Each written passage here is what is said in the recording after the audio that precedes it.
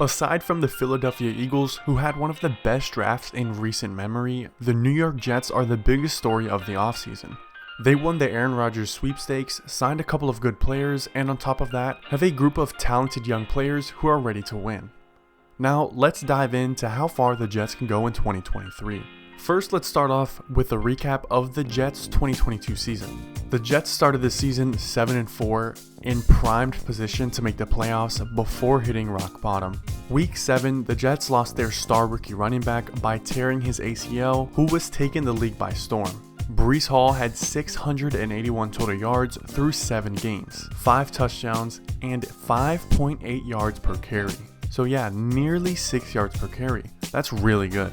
The Jets also end up losing 3 of their starting offensive linemen, which took their offensive line from top 10 to below average. Then week 11, after a horrible performance from Zach Wilson, not taking any credit for the loss and acting like a complete sore loser, he got demoted to 3rd string quarterback.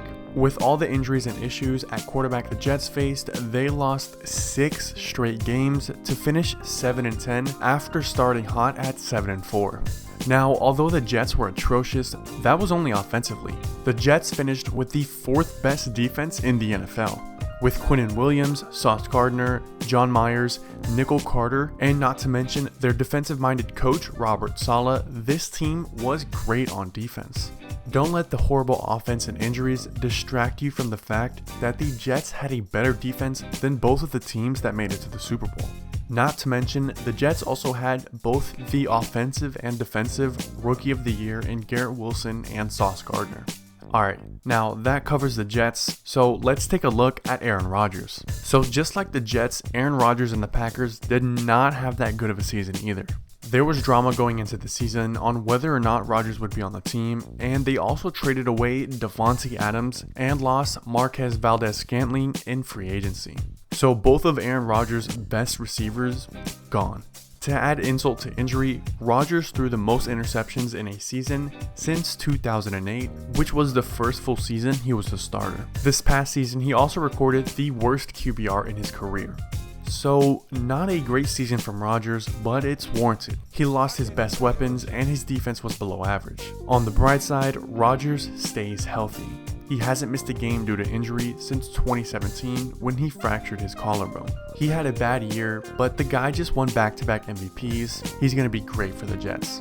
One addition to the Jets that is silent that nobody is talking about is Nathaniel Hackett. Now, yes, he was just the head coach of the Broncos and that didn't go well, but you know that Rodgers and Hackett have a history together? Nathaniel Hackett was the Packers offensive coordinator from 2019 to 2021 when they went to back-to-back NFC Championship games and never missed the playoffs. But most importantly, Hackett was the offensive coordinator when Rodgers won back-to-back MVPs. Rodgers is going to the perfect situation in New York. He's reuniting with his offensive coordinator that helped him win back-to-back MVPs, and for the 3rd time in his 18-year career, 18 years, he's going to have a top 10 defense. The Jets have a great young core in Elijah Mitchell, Garrett Wilson, Breece Hall, Michael Carter, Sauce Gardner, and Quinnen Williams. Not to mention, they also added Randall Cobb, Mecole Hardman Jr., and Allen Lazard. Rodgers finally has all of the pieces to win a Super Bowl for the first time in a while. Now, let me answer the main question. How far can the New York Jets go in 2023? Now, considering they are in a tough division in the AFC East with the Bills and Dolphins, it might be a challenge for them. On top of that, they also have the 6th hardest schedule in the league. But with how this team looks, especially with a healthy offense, a top 5 defense, and a solid coaching staff, I see this team going 12-5 or 11-6. If I'm being honest though, the farthest I see this team going is to the divisional round. With how stacked the AFC is, I don't see how they can make it to the AFC Championship game.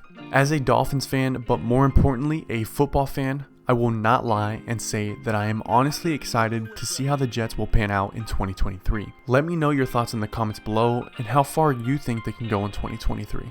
Thank you all for watching, hopefully you all enjoyed, and as always, I will see you all next video.